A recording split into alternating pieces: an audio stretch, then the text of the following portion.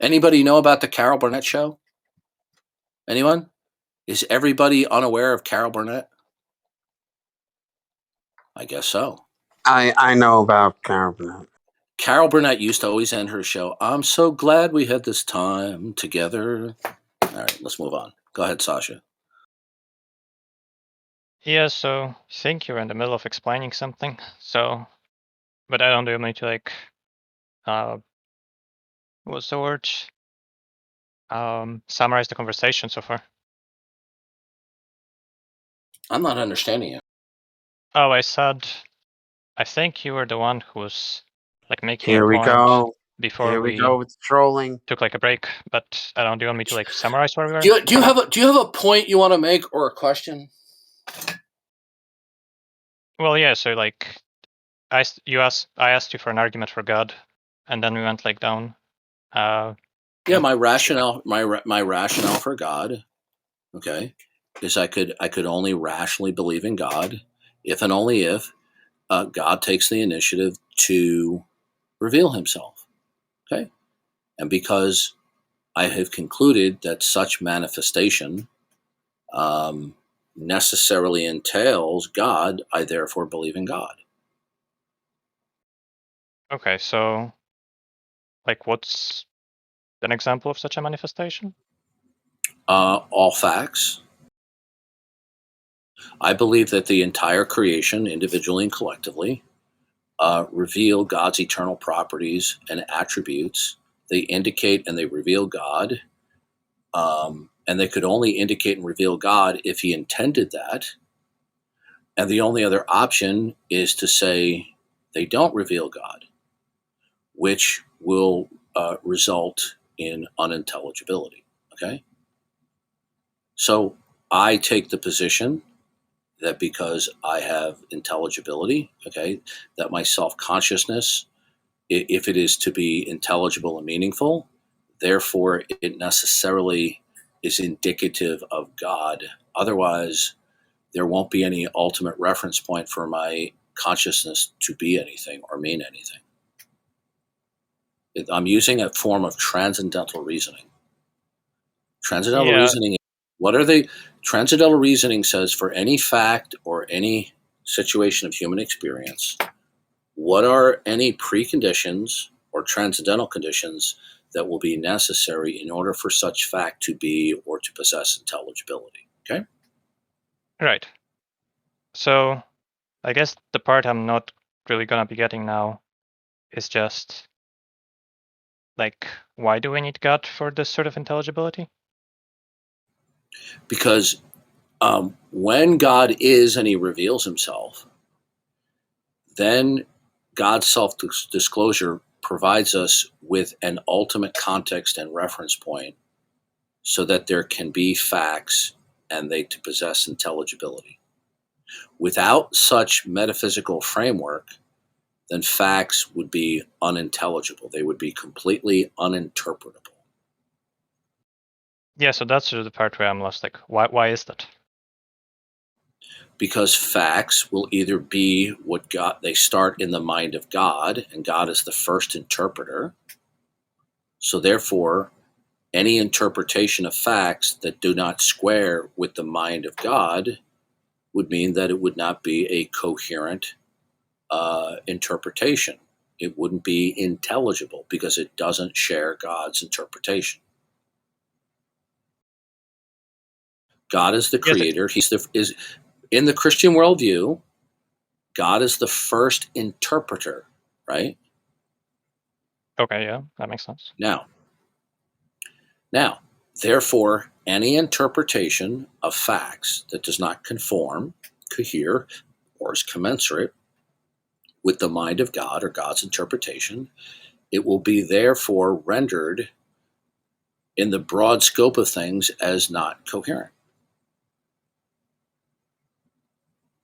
Yeah, but so now it sounds like we have to assume God in the first place. We have to say that God. I'm not asking you. I'm not asking you to assume. Did I ask you to assume God? Well, you didn't directly ask me. No, didn't I tell you that the only reason why I and other people believe that God is because God has taken the initiative to reveal himself? Yeah. Um, okay, so I point out to deists all the time. They'll say, well, I believe in this God. I'll say, what God? Your God doesn't engage in self disclosure. So how can you invoke that he exists? So I'm invoking God by virtue of his revelation. Okay. Yeah. That the world indicates and reveals God in an undeniable, irrefutable way. Yeah. That And you're that in order for facts to be facts, then they would necessitate deriving and depending upon the mind of God. yeah. But as I took it to be saying, like, um, the explanation for why we need God to ground those facts is because they start in the mind of God. Well, okay, if in let's just take the Christian worldview momentarily, just for the sake of argument. Okay, So I'm imagine supposed you. to assume it as well. What's that? I'm supposed to assume it as well, No, I'm like for just the sake saying, of the argument. just for the sake of argument, temporarily.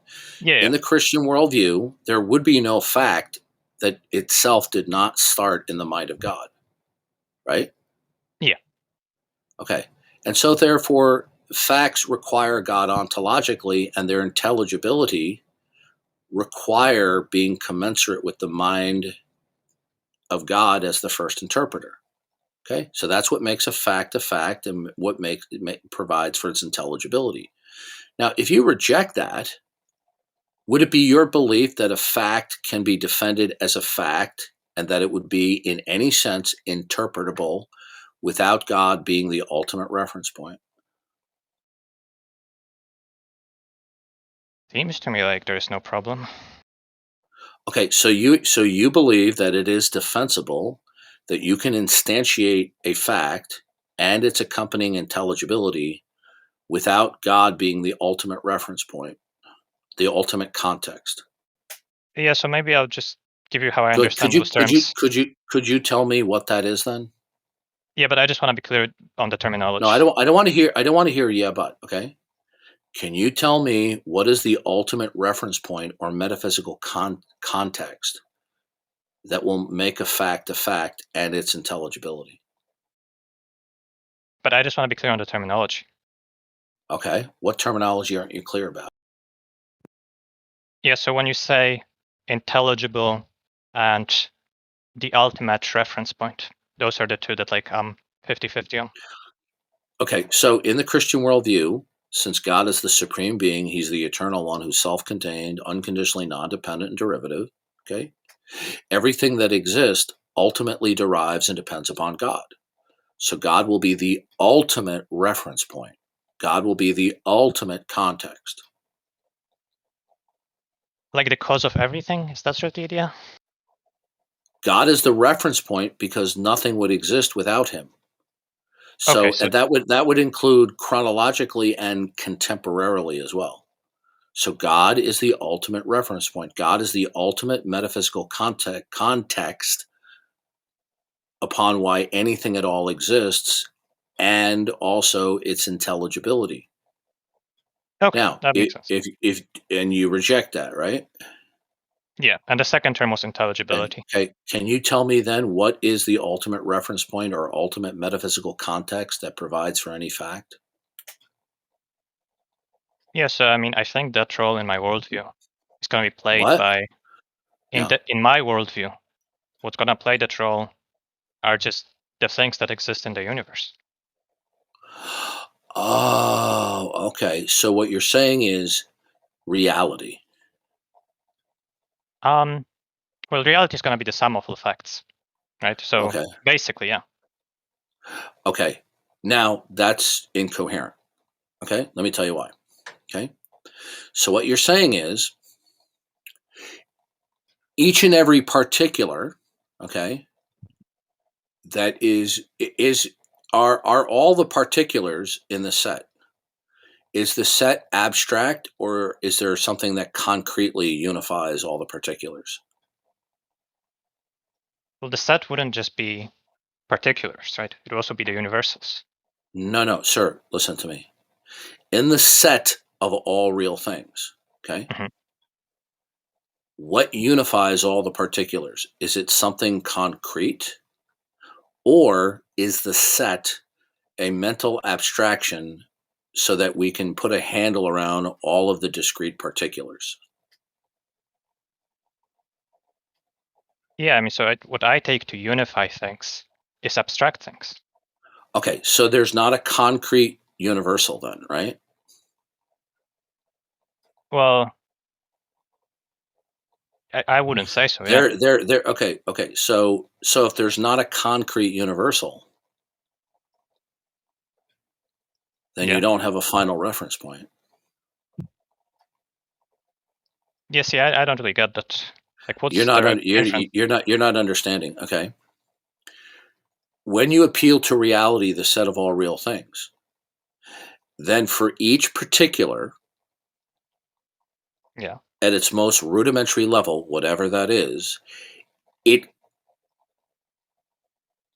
comes into existence, it remains in existence, and its intelligibility is entirely derived from all the plurality of particulars around it. So an asteroid halfway across the universe, in conjunction with everything else, instituted and secured the actuality of the moon. Yes, I wouldn't say that. Okay, But I don't. are all the particulars in and of themselves absolute, self-contained, unconditionally non-dependent, and derivative? That's sort of a mouthful. But I take. Are each particular absolute in itself? And by absolute, I mean unconditionally non-dependent and derivative. I mean, certain particulars. Yeah. No, sir. I'm asking you. You said So no, not all particulars. the set of all things is the ultimate reference point. All I want to know is each particular within the set. Yeah. Is each particular eternal, absolute, and unconditional, unconditionally self-contained, non-derivative, and non-dependent? No, each of them wouldn't be. Some of them would be. No. I'm talking about them, all of them together. Is there any particular that Mhm. is self-contained and unconditionally non-dependent? What would be self-contained? Is there any particular that you can think of that is absolute in and of itself, self-contained, non-derivative, and non-dependent? I mean, sure, right? Like the universe. No, the universe is an abstraction, sir. I mean, The it has universe a is a concrete term. object. You are reifying an abstract set of concrete particulars. Now, is any one of the particulars within the abstract set that you refer to the universe, whatever those particulars are, is any one of them unconditionally non-dependent and non-derivative? Sure. So if I understand you correctly, there are going to be some like that. I'm still waiting for an answer. I said yes. Okay. Now, and how many of the particulars are self-contained? Infinitely many? I didn't hear you. Infinitely many. Oh, so each of the particulars are absolute within themselves? No, not each of them.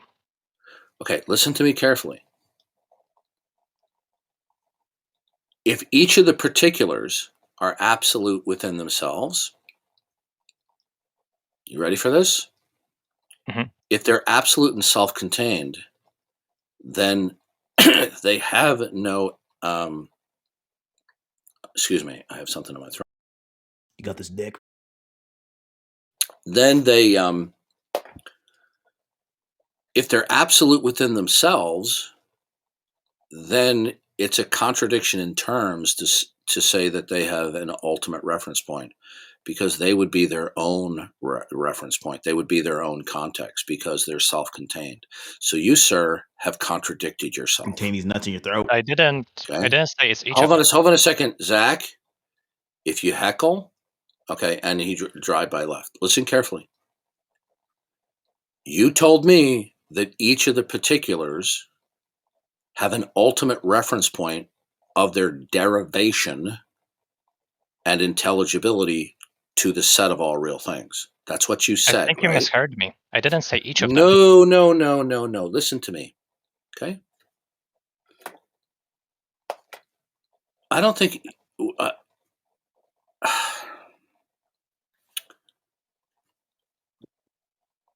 Is there an ultimate reference point for each and every particular in existence?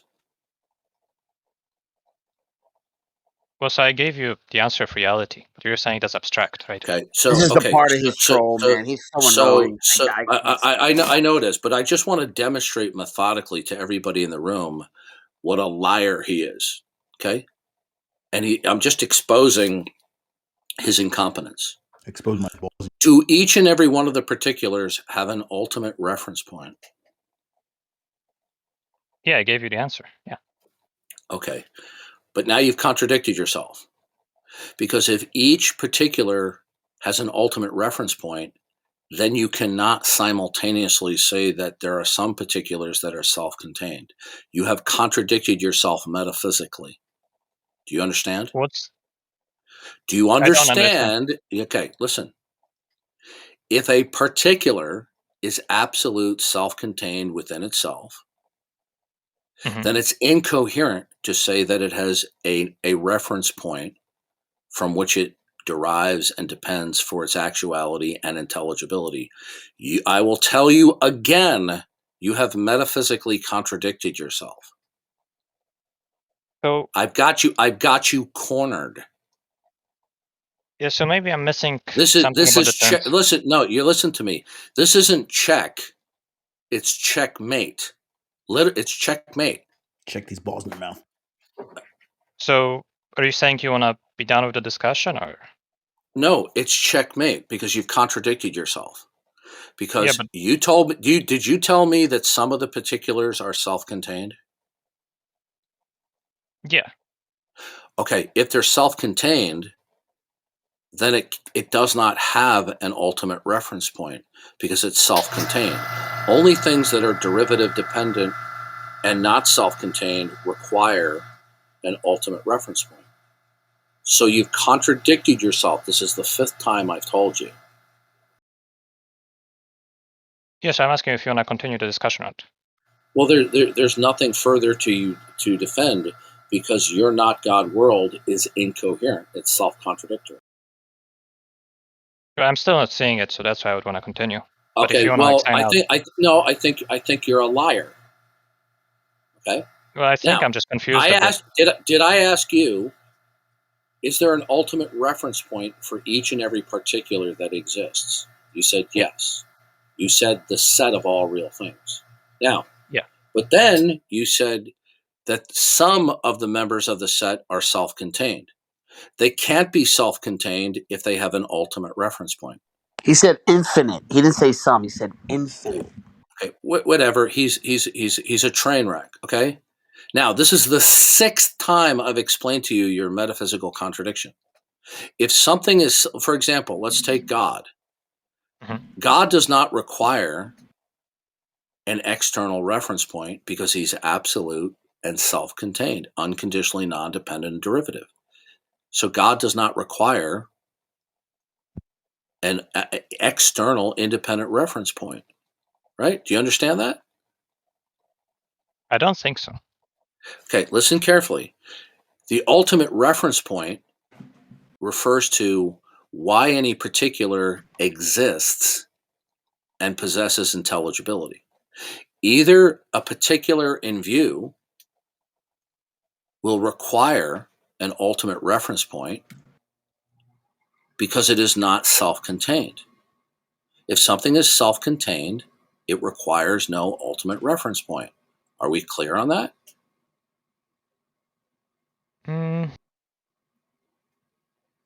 I guess The ultimate reference point for a particular is the explanation of why it exists, why it continues to exist, and in the ultimate explanation of its intelligibility. okay. If something is absolute within itself, it requires no external reference point for its existence, dependence, derivation, or intelligibility. It explains itself. You told me that some of the particulars are self-contained, right? Yeah. Okay. That means then, if they're self-contained, then there's no need for it to have, nor could it have, an external reference point as defined. It would be a contradiction in terms for you to say that a particular absolute that is self-contained at the same time has an ultimate reference point that is not itself. Do you understand that that would be a contradiction? Yeah, and an ultimate reference point is just going to be like. Do you? what explains it. I want a clear answer instead of verbiage. I want a clear answer that you understand that if you say that a particular is self-contained, but that it has an independent reference point, this is a contradiction in terms. Yeah, I just want to know what. Do you understand that? Do you understand that? No. Okay. It is a contradiction in terms if something is identified as being self-contained, as we have defined it. If it is self-contained for its existence and its intelligibility, it does not require, nor does it have, an independent or external reference point. Do you understand? So what's the reference point here? Right. Okay. Now, so when I ask you for each and every member of the set of all particulars, who has an open mic? Just continuous on the screen. You like to click off whatever's on. Okay. You told me that some of the particulars are self-contained, right? Yeah. Okay. When I asked you in the set of all particulars, what is the ultimate reference point for each and every particular? And you named the universe. But if something is self-contained, it cannot have an ultimate reference point. Yeah, so what's an ultimate reference point? I've been trying to An ultimate. Well, have I not explained this to you several times? I don't think so, but maybe I'm forgetting. Okay, you can fuck off. Okay, you filthy liar. Okay. Now you won't be speaking in my room again. See, when you start lying to me like that, okay. See, this is what they do. They lie. They lie. They lie. What a filthy liar. Darth, Okay? what was that book? Trinity. Hold on. Yeah, please. God, I can't stand that guy, Sasha. Man, I'm surprised. Yeah, he's a drippy, sleazy liar here. Okay, he knew I had him cornered. He said every particular that exists has an ultimate reference point. I explained to him that the ultimate reference point is the reason why anything in particular exists. Okay, and he said it was the group, the set, whatever it is. He could say it's X.